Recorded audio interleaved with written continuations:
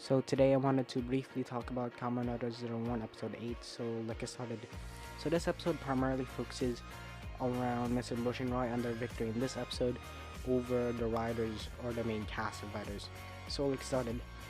The episode begins when we see Valkyrie entering the AIM squad kind of building, where we see that there's a new type of system being made, being the Gigir, which are a giant version of the Humagear which can shut down Humagears that have been turned into Magir, which is a really cool system, but it gets stopped by an attack from Mr. Bushinrai.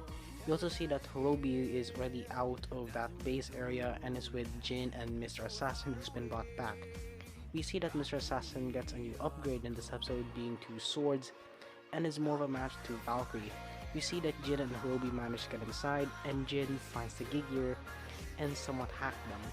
We also see that Horobi also makes it to where the AIMS is developing the weapons, where we see a lot of the shot risers and the attack shotgun, as well as a new weapon being a bow. We also see that Jin also makes it outside to help fight Valkyrie. We also see that Horobi makes it outside and gives Jin the new bow weapon, and also takes an attached shotgun. We also see with that new bow weapon that Jin manages to injure Valkyrie, and we see that this transitions to the B plot of the episode, being this hospital area where we see Zero One and Vulcan meet. We see that Humagear is treating Valkyrie, and this eventually leads to Zero One kind of thinking that this nurse Humagear has gained self-awareness somewhat, because this nurse Humagear suggested something, or suggested to do something that wasn't designed for her. We see that this leads to her getting a diagnostics in the hidden intelligence building inside the 01 base area. We also see that Vulcan and Valkyrie manage to get inside, and we also see that this causes some conflict between the three of them about self-awareness and the Humagears, but it gets stopped when a Gigir goes on a rampage. We also see that same Gigir from before was hacked and is starting to attack the hospital area, where we see that it's trying to get some data, and eventually lead to a mass Magir creation from the Humagear doctors and nurses that are working to help the injured in the field. We also see that Jin, Horobi, and Mr. Assassin are there. And we see that Horobi tells Jin, or Mr. Assassin I should say, to assassinate Zero One, which ensues a battle between all the riders there.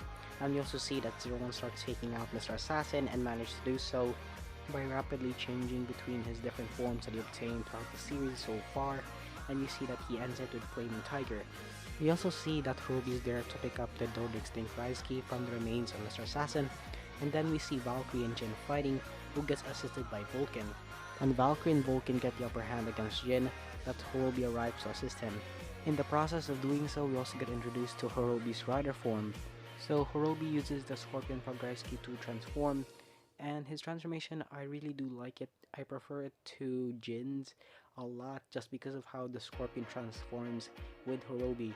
So the first debut fight of Horobi is against Vulcan, where Vulcan goes on a barrage and a rampage against Horobi after what he did to the Humagears in Daybreak Town and what they caused him and other people. So we see that Vulcan tries to defeat Horobi here using a barrage of shots and his finishing move, but Horobi manages to survive. And we also see that he uses the bow weapon from before and the Hercules Beetle Progreski to essentially bring Vulcan to the ground. And we also see that the episode ends with Horobi doing his rider kick straight to Vulcan, defeating him and leaving Vulcan gravely injured. And this episode as well, they also reveal that Jin and Horobi are both Humagears. So overall, this episode was really good in how it structured Mission Bushinrai and the people working with it to give a really good episode on how the villains are a threat to the Zero universe and how they shouldn't be taken lightly. So episodes like these, I could have expected them around the 10 mark, and to have it a bit earlier is really exciting. So overall, this episode was really good, so thank you guys for watching. See you guys